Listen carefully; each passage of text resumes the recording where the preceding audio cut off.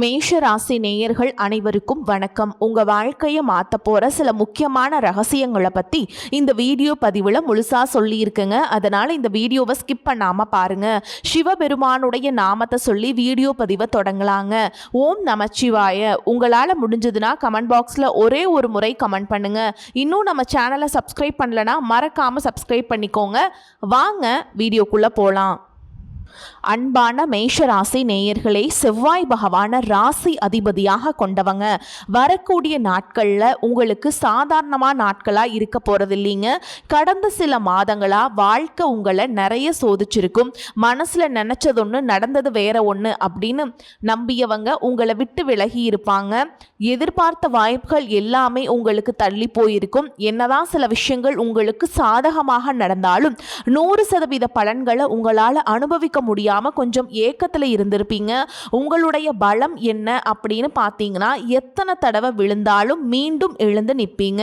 தோக்குற மாதிரி ஒரு சூழல் வந்தாலும் அவ்வளவு சீக்கிரத்தில் விட்டு கொடுத்துட மாட்டீங்க.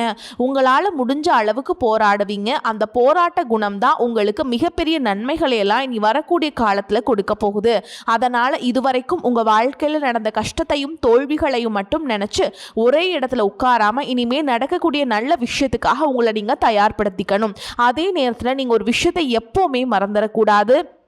நல்ல நேரம் வருது, கிரகங்கள் நல்லது செய்து அப்படிங்கிறதுனால மட்டும் உங்களுடைய வாழ்க்கை மாறாது. அந்த நல்ல நேரத்துக்காக நீங்கள் எந்த மாதிரியான திட்டங்களை போடுறீங்க, எந்த மாதிரி தயாராக இருக்கீங்க அப்படிங்கிறதும் முக்கியம். இதுவரைக்கும் உங்கள் மனசில் ஒரு திட்டம் இல்லை, ஏனோ தானோ அப்படின்னு இருந்தாலும் உங்களுடைய கனவுக்காக ஒரு முறை முயற்சி செய்யுங்க. பணம், வேலை, தொழில், குடும்பம், உறவு, இதில் முதல்ல எந்த விஷயத்தை சரி செய்யணும் அப்படிங்கிறத எதிர்காலத்தை மனசில் வச்சுக்கிட்டு கிரகங்களோட கனெக்ட் பண்ணுங்க. ஏன் அப்படின்னா, இந்த காலகட்டம் கிரகங்கள் உங்களுக்கு புதிய வாய்ப்புகளை கொடுக்க போகுது. அந்த வாய்ப்பை வெற்றியாக மாத்துறது உங்களுடைய கையில தாங்க இருக்கு. இந்த நேரத்தில் உங்களுக்கு துணையா இருக்கிறது யாரு, யாருடைய சேர்க்கை உங்களுடைய முயற்சிகளை வீணாக்கும் அப்படிங்கிறதையும் தெரிஞ்சுக்க இந்த வீடியோவை முழுசா பாருங்க. மேஷ ராசி அஸ்வினி நட்சத்திரம், பரணி நட்சத்திரம், கார்த்திகை நட்சத்திரம் 1ஆம் பாதம்ல இருக்கவங்களுக்கு கிரக நிலைகள் எப்படி இருக்கு அப்படின்னு பார்த்தீங்கன்னா, தன வாக்கு குடும்பஸ்தானத்துல செவ்வாய் பகவானும், சகோதர ஸ்தானத்துல புதன் பகவானும், சுகஸ்தானத்துல சூரிய பகவான் மற்றும் குரு பகவான் இவங்க 2 பேரும் கூட்டணியில, புத்திரஸ்தானத்தில் கேதுவும் சுக்கிரனும் கூட்டணியில், பாக்கியஸ்தானத்தில் சந்திரனும், லாபஸ்தானத்தில் ராகுவும் சனியும் இருக்காங்க. இந்த கிரக நிலைகள் காரணமாக இப்போ வரைக்கும் ஓரளவுக்கு சிக்கனமாக இருந்திருப்பீங்க. புதிய முயற்சிகளை தொடங்குறதுக்கு ஆயத்தமாயிட்டு இருந்திருப்பீங்க. எதிர்பாராத சிலரின் சந்திப்புகள் உங்களுக்கு புதிய மாற்றங்களை கொண்டு வரப்போகுது. தன வரவுகளால் உங்களுடைய சேமிப்புகள் அதிகரிக்கும். வியாபாரத்தில் சில மாற்றங்களை எல்லாம் செய்வீங்க. விருப்பமான பொருட்களை வாங்குவீங்க. சமூக பணிகளில் ஆர்வம் ஏற்படும். குறிப்பாக பார்த்தீங்கன்னா, சுக்கிரன் கன்னி ராசியில் நீச்சம் அடைகிறாருங்க. உங்களுக்கு 2-7 இடங்களுக்கு அதிபதியாக சுக்கிரன் கன்னி ராசியில நீச்சம் அடையிறது உங்களுக்கு முழுமையான சுபகாரிய பலன்களை கொடுக்காது. இந்த நேரத்தில் நிதி இழப்பு, குடும்பத்தில் கருத்து வேறுபாடு மற்றும் உடல் நல குறைவு போன்ற எதிர்மறையான சில செயல்களும் நடக்கிறதுக்கு வாய்ப்பு இருக்கு. அதனால வரவுக்கேற்ற செலவு உங்களுக்கு இருக்கணும். பணத்தை மற்றவங்களுக்கு கொடுக்கும் போது கவனம் தேவை. அப்படி இல்லை அப்படின்னா உங்களை நிறைய பேர் ஏமாத்துறதுக்கான வாய்ப்புகள் இருக்கு. கணவன், மனைவி அல்லது குடும்ப உறுப்பினர்கள் கிட்ட பார்த்தீங்கன்னா சின்ன சின்ன மனஸ்தாபங்கள் வந்து போகும். பேச்சில் உங்களுக்கு எப்போவுமே கவனம் வேணும். புதிய முதலீடுகளை தவிர்க்கிறதும், கடன் வாங்குறதையோ அல்லது கடன் கொடுக்கறதையோ முடிஞ்ச வரைக்கும் தள்ளி போடுறது நல்லது. செவ்வாய் பகவான் மிதுன ராசிக்கு பெயர்ச்சி அடைகிறது உங்களுக்கு நல்ல பலன்களை கொடுக்கும். இது உங்கள் ராசிக்கு 3ஆவது இடமாக இருக்கிறதுனால தைரியம் அதிகரிக்கும். நீங்கள் எடுக்கக்கூடிய முயற்சிகளில் வெற்றி கிடைக்கும். சகோதரர் வழியில் அனுகூலமான செயல்கள் நடக்கும். பயணங்கள் மூலமாக லாபம் வரும். அடுத்ததாக பார்த்தீங்கன்னா, கடகராசியில் குருவோடு புதன் சேர்ந்து இருக்க போகிறாருங்க. இந்த சேர்க்கை நடக்கும் பொழுது தாயார் வழியில் உங்களுக்கு நன்மைகள் கிடைக்கும். வீடு வாகனம் வாங்கக்கூடிய யோகம் இருக்குது. கல்வி மற்றும் அறிவு சார்ந்த விஷயங்களில் முன்னேற்றம் ஏற்படும். மேஷராசி காரங்களுக்கு செவ்வாய் மிதுனத்தில் இருக்கும் பொழுது தொழில் மற்றும் வியாபாரத்தில் புதிய புத்துணர்ச்சியையும் வேகத்தையும் கொடுக்கும். அலுவலகத்தில் நீங்கள் எடுக்கக்கூடிய முயற்சிகளுக்கு மேல் அதிகாரிகளுடைய பாராட்டும் அங்கீகாரமும் கிடைக்கும். சுய தொழில் செய்கிறவங்களுக்கு புதிய புதிய வாடிக்கையாளர்கள் கிடைப்பாங்க. பெரிய அளவிலான திட்டங்கள் உங்களுக்கு கைகூடி வரும். வேலை நிமித்தமாக நீங்கள் எடுக்கக்கூடிய முயற்சிகள் எல்லாமே சாதகமான பலன்களை கொடுக்கும். எதிர்பாராத அளவில் பொருளாதார உயர்வு இருக்குங்க. நிலுவையில் இருந்த பண வரவுகள் கைக்கு வரும். இதன் மூலமா புதிய சொத்துக்கள் அல்லது புதிய வாகனங்கள் வாங்கும் யோகம் இருக்கு. நீண்ட நாட்களா நிறைவேறாமல் இருந்த ஆசைகளை ஒவ்வொன்றா நிறைவேற்றுவீங்க. காதல் வாழ்க்கையில் அமைதியும் மகிழ்ச்சியும் கிடைக்கும். மேலும் நீங்கள் எந்த இடத்துல கவனமாக இருக்கணும், எச்சரிக்கையாக இருக்கணும் அப்படின்னு பார்த்தீங்கன்னா, ஜோதிட சாஸ்திரப்படி மேஷராசிக்கு சனி பகவான் வக்ர நிலையில் இருக்கிறது சில நேரத்தில் நன்மைகளை கொடுத்தாலும் பல விஷயங்களுக்கு தடைகளை ஏற்படுத்துவாங்க. அதனால் வேலை செய்யக்கூடிய இடம் மற்றும் வியாபாரத்தில் கடின உழைப்பு தேவைப்படும். திடீர்னு அலைச்சல்கள் ஏற்படும். தனியார் மற்றும் அரசு வேலையில் இருக்கவங்களுக்கு வேலை பழுவால் சின்ன சின்ன மன அழுத்தத்தை சந்திக்க நேரிடலாம். குடும்பத்தை பொறுத்த வரைக்கும் வீண் விவாதங்கள் மற்றும் குடும்ப உறுப்பினர்களுக்கு முக்கியத்துவம் கொடுக்காமல் இருக்கிறது, அலட்சியம் காட்டுறது, இந்த மாதிரியான விஷயங்கள் மிகப்பெரிய உறவு விரிசலை ஏற்படுத்தும் அப்படிங்கிறத புரிஞ்சுக்கோங்க. இந்த காலத்தில் உங்களுக்கு எவ்வளவு நிதி வந்தாலும் பண வரவு இருந்தாலும் அவசரப்பட்டு பெரிய முதலீடுகளை செஞ்சிடக்கூடாது. மேலும் நீங்கள் எடுக்கக்கூடிய காரியங்கள் எல்லாம் தடைகளை நீங்கி விரைவாக முடியணும், வெற்றி கிடைக்கணும் அப்படின்னா தினமும் அருகம்புல் வச்சு விநாயக பெருமான வழிபாடு செஞ்சீங்க அப்படின்னா மன நிம்மதியும் சாதகமான பலன்களும் கிடைக்கும். இன்னும் சிலருக்கு பார்த்தீங்கன்னா உங்கள் வாழ்க்கையில் வரக்கூடிய உறவு யாரு அப்படிங்கிற சந்தேகம் இருக்கு. சிலருக்கு காதலா, சிலருக்கு திருமணமா அப்படின்னு நினைப்பீங்க. ஆனால் வாழ்க்கையில் உறவு அப்படின்னா அதுக்கு ஒரே ஒரு அர்த்தம் மட்டும் இல்லைங்க. சிலருக்கு பல வருடங்களா பேசாம இருந்த ஒரு சொந்தம் மீண்டும் தொடர்பு கொள்வாங்க. சிலருக்கு பார்த்தீங்கன்னா ஒரு நல்ல நண்பர் சரியான நேரத்தில் வந்து தைரியம் கொடுத்து உதவிகளை செய்வாங்க. சிலருக்கு வேலை மற்றும் தொழிலில் ஒரு முக்கியமான நபர் அறிமுகமாகி அவருடைய தொழிலுக்கு மிகப்பெரிய முன்னேற்றத்தை கொடுக்கக்கூடிய நபராக மாற போகிறாருங்க. திருமண வயதில் இருக்கவங்களுக்கு பார்த்தீங்கன்னா புதிய வரன் அல்லது வாழ்க்கை துணை பற்றிய அறிகுறியாக கூட இருக்கலாம். ஏற்கனவே திருமணமானவங்களுக்கு கணவன் மனைவிக்கிடையே இருந்த மன கசப்புகள் குறைஞ்சு மீண்டும் நெருக்கம் உருவாகக்கூடிய காலமாகவும் இருக்கும்.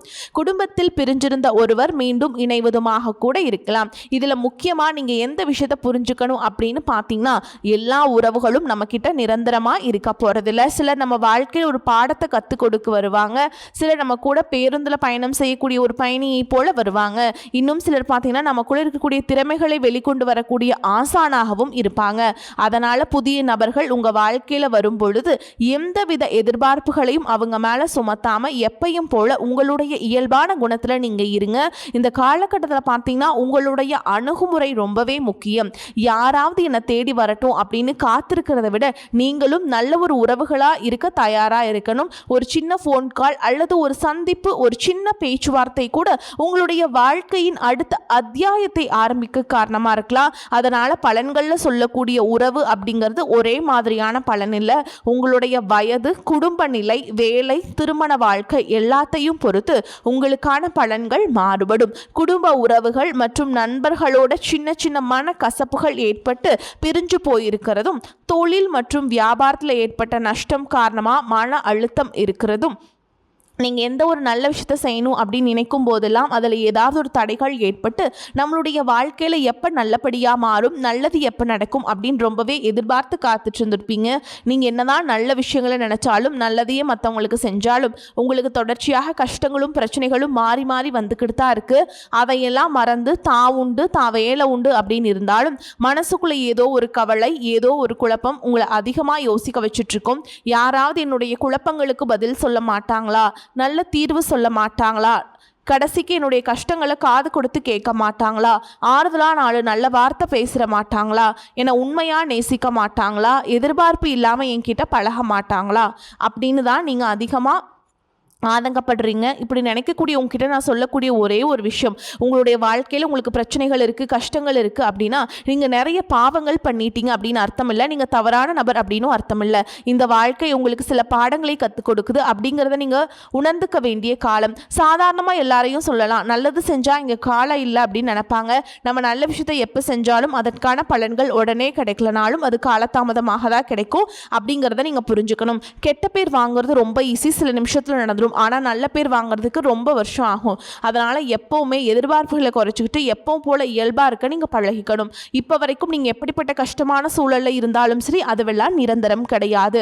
உங்கள் வாழ்க்கை இன்னும் முடிஞ்சிடல அப்படிங்கிறத நீங்கள் ஞாபகத்தில் வச்சுக்கணும். இப்போ உங்கள் வாழ்க்கையில் இருக்கக்கூடிய கடன் பிரச்சனையோ, கணவன் மனைவி பிரிவோ, அல்லது காதல் தோல்வியோ, அல்லது வேலை இல்லாமல் கஷ்டப்படுறதோ, இது மாதிரி உங்கள் வாழ்க்கையில் உங்களை சுற்றி நடக்கக்கூடிய எல்லா விஷயங்களும் உங்களை அழிக்கிறதுக்காக வரல, உங்களை மாற்றுறதுக்காக வந்திருக்கு. ஒரு புதுவிதமான வாழ்க்கையை எதிர்காலத்தில் நீங்கள் வாழ போகிறீங்க.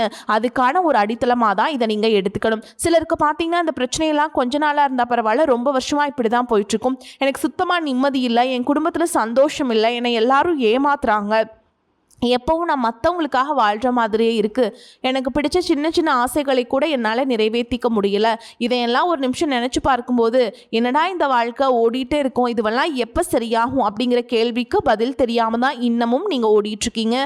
இப்போ நீங்கள் எப்படிப்பட்ட சூழலில் இருந்தாலும், எவ்வளவு மன அழுத்தத்தில் இருந்தாலும் அதுவெல்லாம் உங்களுக்கு கூடிய சீக்கிரத்திலேயே மாறப்போகுது அப்படிங்கிறத நீங்கள் ஞாபகம் வச்சுக்கோங்க. சாதாரணமாக 1 டிகிரி 2 டிகிரி படிச்சுட்டு வேலை இல்லாமல் சில பேர் இருப்பீங்க. சில பேர் தன்னுடைய படிப்புக்கு சம்மந்தமே இல்லாமல் குறைவான சம்பளத்தில் தன்னுடைய குடும்ப கஷ்டத்துக்காக ஏதாவது ஒரு வேலையை செஞ்சுட்டு இருந்திருப்பீங்க.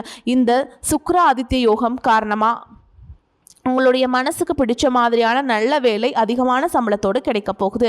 அதே நேரத்தில் அந்த வேலையில் சில சவால்களை எல்லாம் கடந்து வந்தீங்கன்னா சில மாதங்களுக்கு பிறகு உங்களுக்கு பதவி உயர்வும் கிடைக்க போகுது.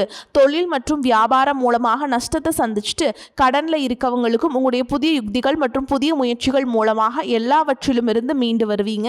எதிர்பாராத நபர்கள் மூலமாக உங்களுக்கு உதவிகள் கிடைக்கும். நல்ல வேலையாட்கள் கிடைப்பாங்க. உங்களுடைய பொருளாதாரம் உயரப்போகுது. குடும்ப வாழ்க்கை இனிமையாக இருந்தாலும் குழந்தை பாக்கியம் இல்லை அப்படின்னு கோயிலுக்கும் ஹாஸ்பிட்டலுக்கும் மாறி மாறி போயிட்டு வந்திருப்பீங்க.